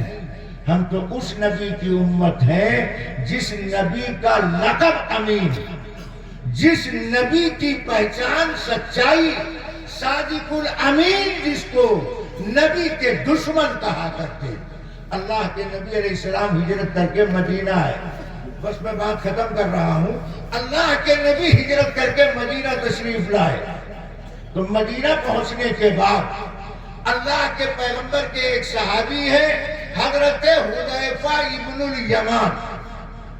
یہ مکہ سے نہیں نکل پائے اور نبی مدینہ آ گئے ہجرت کر کے.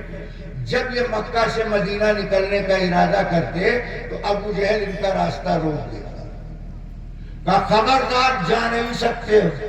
جب کئی مرتبہ ابو جہل نے راستہ روکا تو ایک مرتبہ حذیفہ ابن الیمان نے کہا ابو جہل ہمیں مدینہ جانے کی اجازت دے دو، میں مدینہ سے نبی کی زیارت و ملاقات کے لیے جانا چاہتا ہوں.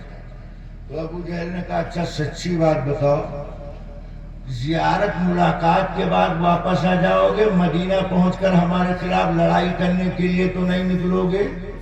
تو حذیفہ ابن الیمان نے کہا میں وعدہ کرتا ہوں تمہارے خلاف مدینہ سے میں مکہ لڑنے کے لیے نہیں آؤں گا. تو کہا اب جا سکتے ہو. تو حذیفہ ابن الیمان مکہ سے نکلے. یہ دن وہ دن ہے جس دن اللہ کے نبی 313 صحابہ کو رمضان کے مہینے میں لے کر کے بدر کے میدان کے لیے نکلے. بدر کی لڑائی کے لیے نبی 313 صحابہ کو لے کر مدینہ سے باہر نکلے ہیں کہ حذیفہ ابن الیمان باپ بیٹے مکہ سے مدینہ میں داخل ہو. حذیفہ ابن الیمان کی نبی سے راستے میں ملاقات ہوئی. نبی نے پوچھا کیسے؟ کہا اللہ کے رسول ابو جہل نے بڑی مشکل سے قید و بند کے ساتھ آنے کی اجازت دی. میں نے اس سے وعدہ کیا کہ میں مدینہ جا کر نبی کی زیارت کروں گا، ملاقات کروں گا، تمہارے خلاف قدم نہیں بڑھاؤں گا. تب اس نے مجھے مدینہ آنے کی اجازت دی. تو نبی نے حذیفہ ابن الیمان سے کہا حذیفہ تم نے زیارت بھی کر لیا، مجھ سے ملاقات بھی ہو گئی. کہا بے شک. کہا الٹے پاؤں مکہ واپس جاؤ. جو 313 صحابہ بغل میں بیٹھے ہیں وہ حذیفہ کو دیکھ کر کے کسمسا رہے ہیں کہ نبی کہہ کیا رہے ہیں حذیفہ جاؤ ابو جہل کے پاس. حذیفہ کہتے ہیں اللہ کے رسول بڑی مشکل سے ظلم کی چکی کی پاٹ سے نکل کر کے آیا ہوں، پھر دوبارہ آپ مجھے اسی ظلم کی چکی کی پاٹ کے حوالے کرتے ہیں۔ تو اللہ کے نبی نے فرمایا اے حذیفہ، تم نے ابو جہل کو زبان دیا، تم نے ابو جہل سے وعدہ کیا ہے کہ میں نبی سے ملاقات زیارت کر کے واپس آؤں گا، تمہارے خلاف میں قدم نہیں بڑھاؤں گا۔ مومن کی زبان پکی ہوتی ہے، مومن اپنے وعدے میں پکا ہوتا ہے۔ نبی نے تو غیر کو زبان دینے پر حذیفہ کو الٹے پاؤں مکہ واپس کر دیا تھا۔ آج کے ہم نسلی مسلمان ہیں کہ 3 گھر سے منگنی کی رقم ہم اصول کرتے ہیں اور تینوں کے یہاں بھی رشتہ نہیں کرتے، تینوں کے یہاں رشتہ نہیں کرتے، چوتھا گھر تلاش کرتے۔ جب اس بے غیرت سے کوئی کہتا کہ تم آخر گھروں میں تلاشی کیوں لے رہے ہو، 3 جگہ وعدہ کرنے کے بعد، رقم لینے کے بعد تم نے رشتہ کیوں نہیں کیا، تو اس کے پاس کوئی معقول جواب تو ہے نہیں۔ یہ خود بہت بڑا نامعقول ہے، یہ خود بہت بڑا نامعقول ہے، اس لیے نامعقول بات کہتا ہے آپ جانتے نہیں مولا، ان کا لڑکا ان کی لڑکی نشے باز، ان کی لڑکی نشہ کرتی ہے، مجھے پتا چلا ہے، اس لیے رشتہ نہ کرنے کا ہم نے فیصلہ کیا۔ چند ٹکوں کے لیے اس طرح کے ہیلا بہانہ کرنا، وعدہ خلافی کرنا، دوسرے کو دھوکہ دینا، چکنے میں رکھنا، یہ ایمان والوں کا طریقہ نہیں، یہ ایمان کی شان کے خلاف بات ہے۔ اس لیے محمد رسول اللہ صلی اللہ علیہ وسلم نے فرمایا کہ جب کوئی قوم بدعہدی کرنے لگتی ہے، وعدہ خلافی کرنے لگتی ہے، تو اللہ ان پر دشمن مسلط کر دیتا، جو ان کی جان پر مال پر رحم نہیں کھاتا۔ یہ جو ہمارے سامنے مشکلات پریشانیاں، یہ دراصل ہماری بدعملی کا نتیجہ، ہمارے گناہوں کا نتیجہ۔ ہم گناہ پر گناہ کرتے رہتے ہیں، اپنے آپ کو پاپی مجرم نہیں سمجھتے ہیں۔ جو آدمی روزانہ سنکھیا کھائے گا وہ بہت جلد قبر میں سو جائے گا۔ جو آدمی گناہ پر گناہ کرتا رہے گا، توبہ استغفار کا اہتمام نہیں کرے گا، وہ اللہ کی غضب سے، اللہ کی پکڑ سے بچ نہیں سکتا ہے۔ اس لیے میں نے بات یہاں سے شروع کیا تھا کہ اللہ تبارک و تعالیٰ نے دنیا میں یہ نظام بنایا ہے، یہ طریقہ جاری کیا ہے کہ ہر چیز اس کی منڈی میں ملتی ہے۔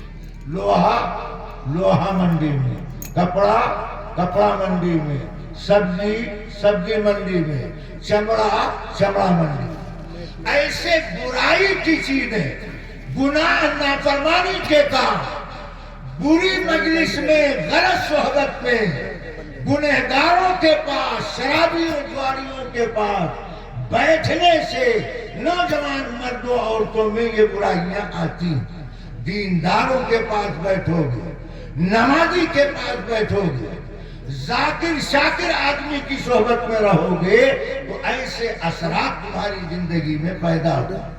اور اگر تم نے اپنی ذمہ داری کا احساس نہ کیا تو یاد رکھو اللہ کو کسی کی عبادت کی کوئی ضرورت نہیں۔ اللہ اللہ ہے، وہ اپنی ذات و صفات کا مالک و مختار ہے۔ کسی کی عبادت کرنے سے اللہ کی ذات پر اثر پڑنے والا نہیں، اور کسی کی عبادت کے ترک کر دینے سے اللہ کی عظمت پر بٹا لگنے والا نہیں۔ اللہ اللہ ہے، بے نیاز ہے، صمد ہے، مستغنی ہے، کسی چیز کو اس کو حاجت نہیں۔ اگر ہم دنیا آخرت میں چین سکون چاہتے ہیں تو پھر ہمیں برے کام سے اپنے آپ کو الگ تھلگ کرنا پڑے گا، گناہ کے کام سے نفرت کرنا پڑے گا، اچھے کاموں کا اہتمام کرنا پڑے گا۔ اب میں اخیر میں 2 باتوں کا وعدہ لیتا ہوں۔ پہلی بات، ہم میں سے جتنے لوگ یہاں بیٹھے ہیں، کوئی آدمی ایسا نہیں ہے جو یہ دعویٰ کرے کہ ہم سے گناہ نہیں ہوتا۔ گناہ تو نبی سے نہیں ہوتا، نبی گناہ کا کام نہیں کرتا اس لیے کہ نبی معصوم ہوتا، فرشتے گناہ کا کام نہیں کرتے اس لیے کہ فرشتوں میں برائی کرنے کی طاقت ہی نہیں، چھوٹے بچے گناہ کا کام نہیں کرتے اس لیے کہ وہ مرفوع ہیں، اللہ نے ان کو مکلف نہیں بنایا۔ ان کے علاوہ جتنے بالغ مرد و عورت ہیں سب سے گناہ غلطی ہو سکتی ہے، تو جب سب سے گناہ غلطی ہو سکتی ہے تو ہر آدمی کو اپنے آپ کو بیمار سمجھ کر کے علاج کی فکر کرنی چاہیے۔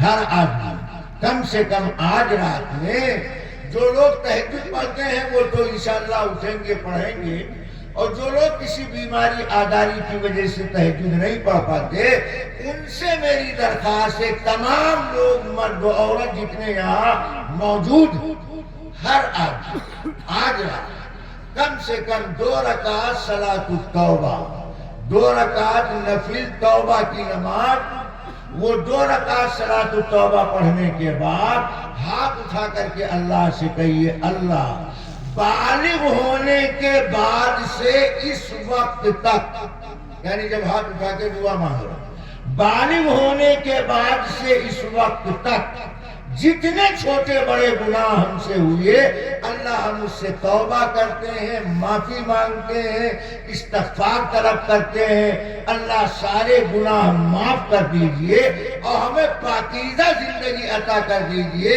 گناہ سے بچنے کی بھی توفیق عطا کر دیجئے۔ اب اگر اس رات میں موت آ گئی، یہ توبہ کرنے کے بعد اگر موت آئی تو میں آپ کے سامنے یقین سے یہ بات کہتا ہوں آپ کو جنت میں داخل ہونے سے کوئی چیز روک نہیں سکتی۔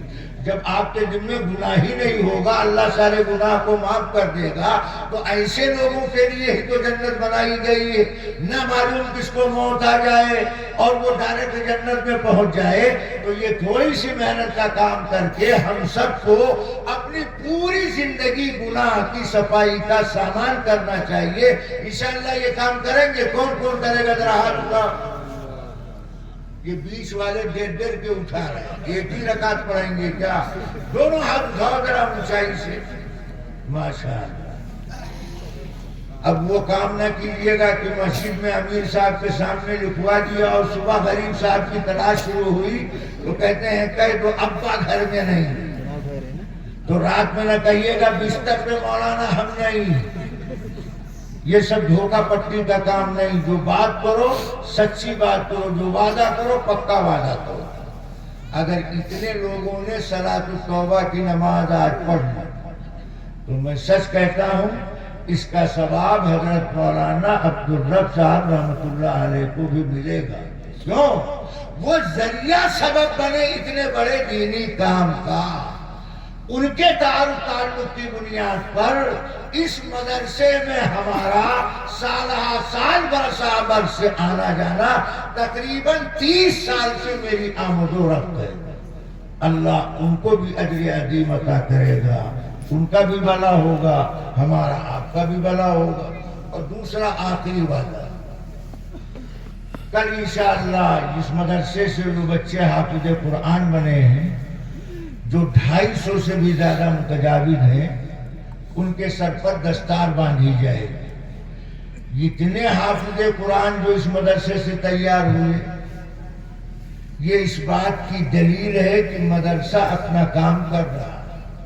تو مدرسہ اپنا کام کر رہا ہے تو ہم کو اپنا کام کرنا چاہیے۔ ہمارا مدرسے کے لیے کام کیا ہے؟ اللہ نے جو حیثیت ہمیں عطا فرمائی ہے اپنی بساط کے مطابق ہم مدرسے کا تعاون کریں، اور اگر اللہ نے ہم کو اولاد عطا فرمائی ہے تو کم سے کم اپنے ایک لڑکے کو، ایک اولاد کو حافظ قرآن بنانے کا فیصلہ کریں۔ یہ بھی مدرسے کا ایک بہت بڑا تعاون ہے۔ تو کل جب آپ آئیے تو تھوڑا تیاری کر کے آئیے، بیوی بیگم سے مشورہ کر کے آئیے کہ مدرسے میں وفاد کرام کی دستار بندی ہوگی، ایسے مبارک موقع پر ہمیں مدرسے کی بھی کچھ خدمت کرنا چاہیے۔ اپنی حیثیت کے مطابق تعاون کرو، چندہ دو، تین حفاظ کرام کی خدمت میں ہماری بھی شرکت ہو جائے تو آپ کی جسمانی طور پر بھی شرکت رہے گی اور مالی طور پر بھی شرکت رہے گی۔ انشاءاللہ ایسا کریں گے؟ انشاءاللہ۔ کون کون کرے گا ذرا ہاتھ اٹھا؟ یہ پیچھے والے بھی تیار، سمجھدار معلوم ہوتے ہیں۔ ارے پیسہ دینا ہے، لینا نہیں۔ کہیں منگنی کے چکر میں سمجھ جاؤ کہ کل ہمیں الٹا دیا جائے گا، ایسی بات نہیں۔ اپنی اپنی حیثیت کے مطابق نہ کر کے مولانا اطہر کے ہاتھ میں، دوسرے ذمہ دار کے ہاتھ میں آپ دے دیں، رسید حاصل کر لیں۔ اور صاف سن لو، آپ کے چندہ دے دینے سے مدرسہ نہیں چلتا، اللہ کے چلانے سے چلتا۔ آپ نے نہیں دیا تب بھی مدرسہ چل رہا، آپ دیں گے تب بھی مدرسہ چلے گا۔ آپ دے دیں گے، آپ کے لیے سعادت خوش بختی کی بات ہے کہ اللہ صحیح جگہ صحیح مطلب میں آپ کی رقم استعمال کر لے، یہ اللہ کی مہربانی ہے۔ اللہ جس سے کام لینا چاہتا ہے اسے اچھے کام کی توفیق عطا کرتا ہے۔ تو اگر آپ کو توبہ کی نماز پڑھنے کی توفیق مل جائے تو سمجھ جاؤ اللہ مہربان ہے، اور اگر حفاظ کرام کی مالی خدمت کی توفیق مل جائے تو سمجھ جاؤ اللہ ہماری طرف مہربان ہے۔ اللہ نے اس عمل کی ہمیں توفیق عطا فرمائی۔ اللہ تعالیٰ ان باتوں پر عمل کرنے کی توفیق مرحمت فرمائے۔ وآخر دعوانا ان الحمدللہ رب العالمین۔ درود شریف پڑھ کر کے الحمدللہ رب العالمین والصلاة والسلام علی رسولہ النبی الکریم وعلی آلہ واصحابہ اجمعین۔ لا الہ الا انت سبحانک انی کنت من الظالمین۔ لا الہ الا انت سبحانک انی کنت من الظالمین۔ ربنا آتنا فی الدنیا حسنہ وفی الآخرۃ حسنہ وقنا عذاب النار وقنا عذاب القبر وقنا عذاب الحشر۔ اللهم احفظنا من كل بلاء الدنيا وعذاب الآخرة۔ اللهم احسن عاقبتنا في الأمور كلها وأجرنا من خزي الدنيا وعذاب الآخرة وأجرنا من خزي الدنيا وعذاب الآخرة۔ يا حي يا قيوم برحمتك نستغيث، يا حي يا قيوم برحمتك نستغيث۔ اے اللہ ہم سب کے چھوٹے بڑے گناہ کو معاف فرما، رحم و کرم کا معاملہ فرما، فضل و مہربانی کا معاملہ فرما، ستاری و غفاری کا معاملہ فرما۔ اے اللہ ہماری زندگی گناہوں میں، نافرمانیوں میں گزرتی چلی گئی، بسر ہوتی چلی گئی، اللہ ہمارے اس جرم عظیم کو معاف فرما۔ اے اللہ ہم سب کے چھوٹے بڑے تمام گناہ کو معاف فرما۔ اے اللہ ہم سب کے آبا اجداد، اعزا اقربا، رشتہ دار، والدین، ہم سے محبت کرنے والے، تعلق رکھنے والے، خدمت کرنے والے، اے اللہ تو جہاں ہے آرام کر رہا ہے، اے اللہ تو اس کی مغفرت فرما۔ اے اللہ تو اس کی مغفرت فرما، اس کے درجات کو بلند و بالا فرما۔ اے اللہ اس کے ساتھ انعام کا، اکرام کا معاملہ فرما۔ اے اللہ مولانا عبدالرب صاحب جو ایک نیک صالح سچے عالم دین تھے، اپنے بساط پر دین پھیلانے کی، دین بچانے کی محنت کرتے تھے، اے اللہ وہ ہمارے درمیان نہیں ہے۔ اے اللہ آپ ان کو جانتے ہیں، ان کی خدمات کو جانتے ہیں۔ اے اللہ اپنے کرم سے، اپنے فضل سے ان کے جملہ دینی خدمات کو قبول فرما، ان کو دونوں جہان میں بہترین بدلہ نصیب فرما۔ اے اللہ ان کے گلشن کو سرسبز و شاداب فرما، مکمل آباد فرما۔ اے اللہ جو لوگ اس ادارے سے، دینی مدارس سے محبت کرتے ہیں، اے اللہ تو ان سے محبت فرما۔ جو لوگ دینی اداروں کی خدمت کرتے ہیں، اے اللہ تو ان کو دونوں جہان میں بہترین بدلہ نصیب فرما۔ ان کی اولاد میں دیندار سپاہی محافظ پیدا فرما، دیندار شبیدار افراد پیدا فرما۔ اے اللہ جن لوگوں نے اس اجلاس کو منعقد کیا، اس کے انعقاد میں جس طرح کی بھی کوشش کیا، محنت کیا، حصہ لیا، اے اللہ سب کی شرکت شمولیت کو قبول فرما۔ اے اللہ بہت سارے لوگ اطراف و جوانب سے چل کر کے آئے، اے اللہ سب کی آمد و شرکت کو قبول فرما، اے اللہ سب کو دونوں جہان میں بہترین بدلہ نصیب فرما۔ بہت سارے لوگوں نے ہم سے اور لوگوں سے دعا کے لیے کہا ہے، کہتے رہتے ہیں، بار بار کہتے ہیں، نام لے کر کہتے ہیں۔ اے اللہ آپ ان کو جانتے ہیں، ان کی ضرورت کو جانتے ہیں، ان کی بیماری کو جانتے ہیں، جسمانی تکلیف کو جانتے ہیں۔ اے اللہ سب کی تمام چھوٹی بڑی پریشانیوں سے حفاظت فرما، تمام بیماریوں سے صحت و سلامتی عطا فرما، تندرستی عطا فرما، ہم سب کو وقت کی قدر کی توفیق عطا فرما۔ اے اللہ ہم میں کے جن کے ماں باپ دنیا سے پردہ فرما چکے، سب کی قبروں کو نور سے منور فرما۔ اے اللہ جن کی اولاد نالائق نافرمان انہیں مطیع فرما، بردار فرما۔ اے اللہ جو بے اولاد انہیں نیک صالح اولاد عطا فرما۔ جن کے گھروں میں زوجین کے مابین اختلاف، اے اللہ ان کے درمیان محبت و پیار پیدا فرما۔ بہت سارے لوگ کاروبار کے اعتبار سے پریشان ہیں، سب کو حلال پاکیزہ طیب بابرکت روزی نصیب فرما، رزق کی تنگی سے حفاظت فرما، بے برکتی سے حفاظت فرما، مہلک بیماری سے حفاظت فرما، تمام حوادثات سے، آفات سے، بلیات سے، مصائب سے، مشکلات سے، برے وقت سے، بری ساعت و لمحے سے، ہم سب کی ہر جانب سے مکمل حفاظت فرما۔ اے اللہ ہم سب کی جان کی، مال کی، عزت و آبرو کی، ایمان و اعمال کی، اہل و عیال کی قدم قدم پر حفاظت فرما۔ اے اللہ جو لوگوں کی جو جائز ضرورتیں، تمنائیں، حاجات، مسائل، مشکلات، اے اللہ آپ بخوبی واقف ہیں، اپنے فضل و کرم سے سب کے جائز مقاصد میں کامیابی نصیب فرما۔ اے اللہ اس ادارے سے جو حفاظ کرام تیار ہوئے، اے اللہ ان کو قرآن کی خدمت کے لیے قبول فرما۔ اے اللہ پوری زندگی اس امانت کی حفاظت کی توفیق عطا فرما۔ وصلی اللہ تعالی علی خیر خلقہ محمد و آلہ و اصحابہ اجمعین برحمتک یا